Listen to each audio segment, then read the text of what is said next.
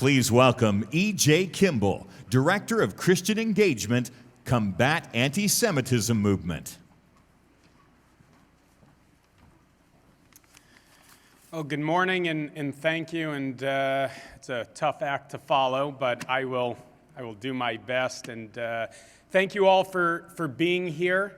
Thank you, NRB, ICEJ and IHRA for joining us as sponsors of this breakfast, and Reverend Moore, that was fantastic. Thank you for your remarks, your comments, your action.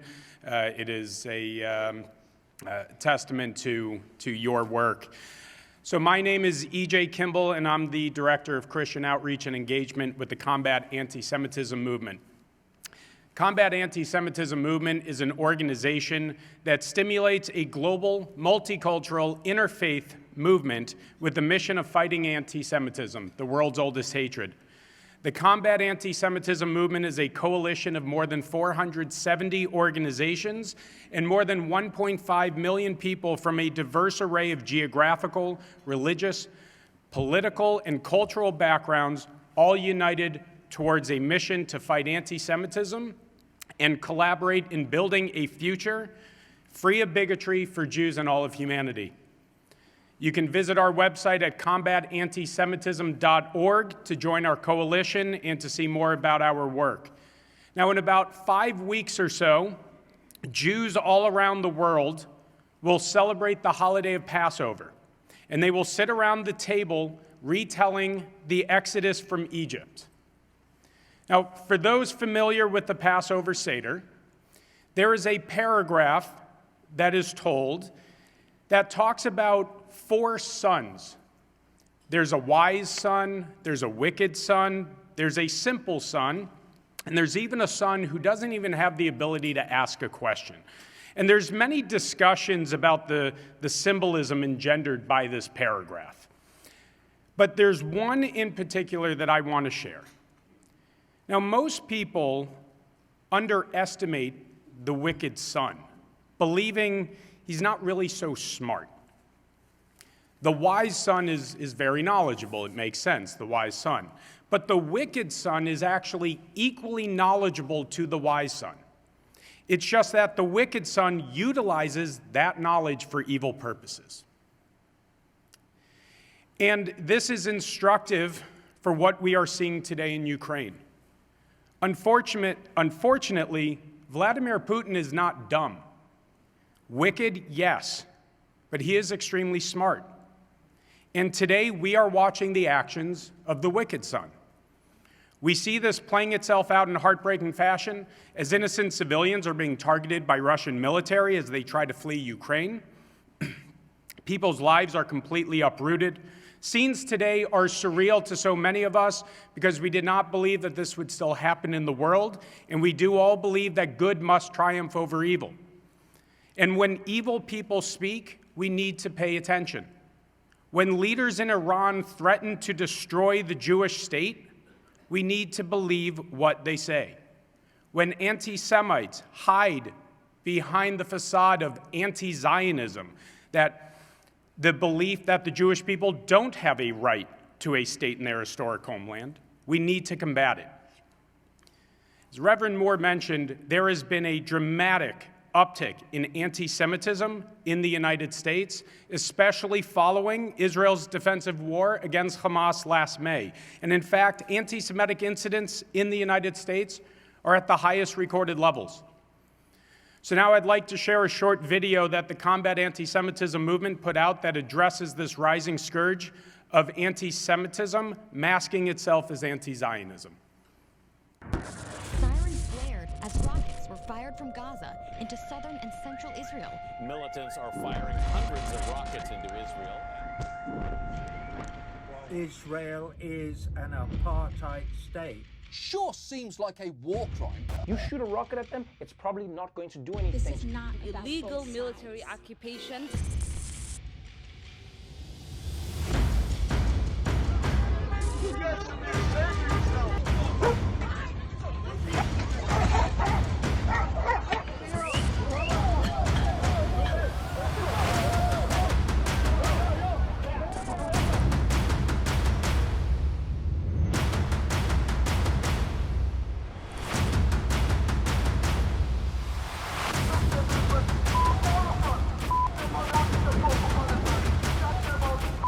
police do confirm that someone smashed a window here at the Persian Hebrew congregation yesterday afternoon.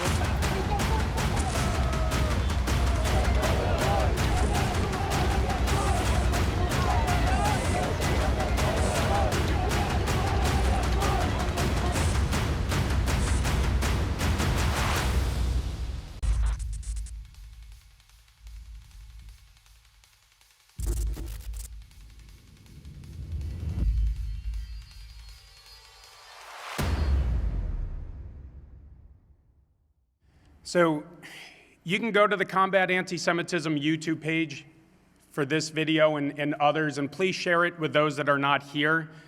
It's tough seeing this. It's tough seeing the brazenness of anti-Semitism here in the United States. We just did not, we don't think that this sort of stuff is actually happening here.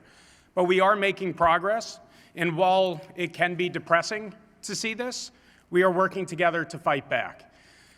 I would like to thank the NRB for passing the board resolution in support of adopting the IHRA definition and combating anti-Semitism. I think that it is a testament to our relationship. It is a testament to the work and the action of the NRB. And on behalf of the Combat Anti-Semitism movement, I'd like to thank you.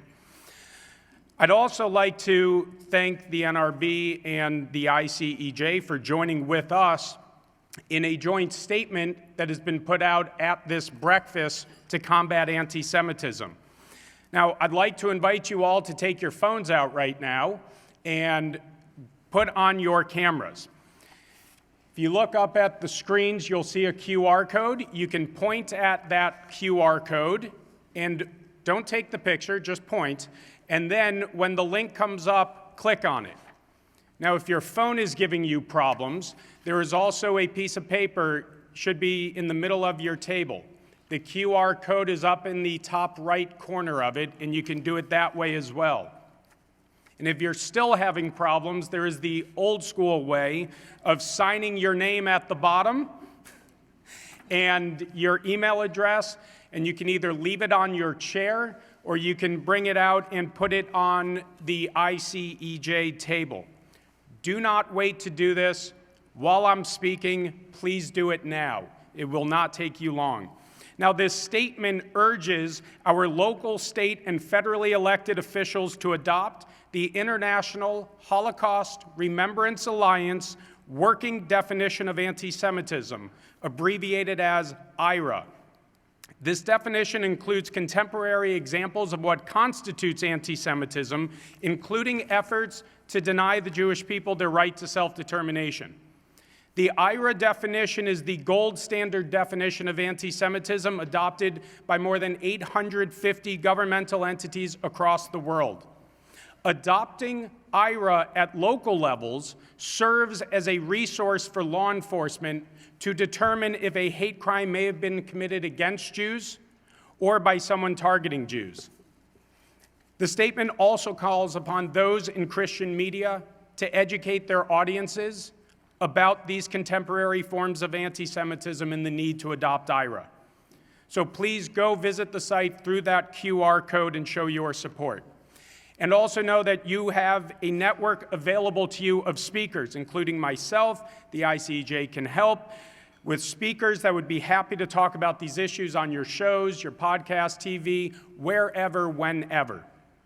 Now, before I end my remarks, I wanted to just share some comments made by Natan Sharansky the other week at a post-wedding party in Israel. Now, in Orthodox Judaism, when a couple gets married, there's a custom for the next week for friends and family to host the couple and celebrate their marriage. So, and for those who do not know who Natan Sharansky is, I strongly urge you to look him up because I could not do justice right now in explaining it. But what I will say is he is simply a hero.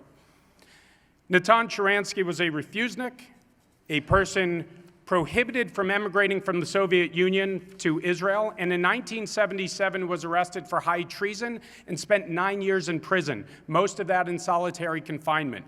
And as a result of an international campaign led by his wife, he was released from prison in February 1986 and immediately emigrated to Israel. Now, here is what he said. When I grew up in Donetsk, Ukraine, there were a large assortment of people and nationalities. Some had written on their ID cards that they were Russians, Ukrainians, Georgians, or Cossacks. It wasn't that important, and it didn't make a big difference. Only one thing was important. If the word Jew was written on your ID card, it was as if you had some kind of disease. We knew nothing about Judaism. There was nothing special about our being Jewish other than the anti-Semitism and hate that it engendered. Therefore, no one ever tried to replace the word Russian on his ID card with the word Ukrainian in order to get into university because it didn't make a difference. But if you had the word Jewish written on your ID card and you somehow managed to substitute it with any other nationality, then your chances of getting into university skyrocketed. I remembered this earlier this week when I saw thousands of people standing on the border trying to escape the tragedy in Ukraine. They stand waiting day and night. There is one word on their ID card that can help them escape: Jew. If you are Jewish, then there are Jews out there that care for you. There is someone on the other side of the border that is searching for you, and your chances of escaping are good. The world is upside down. When I was a child, the word Jew was extraordinarily bad. No one was jealous of us. And yet today, on the Ukrainian border, the word Jew is extraordinarily good.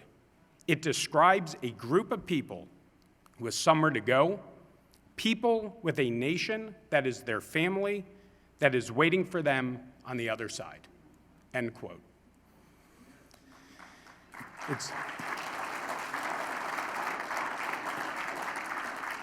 It's quite powerful. And what we see today in Ukraine explains why anti-Semitism must be combated. We cannot allow Jew hatred to spread. We must fight it with every fiber of our being.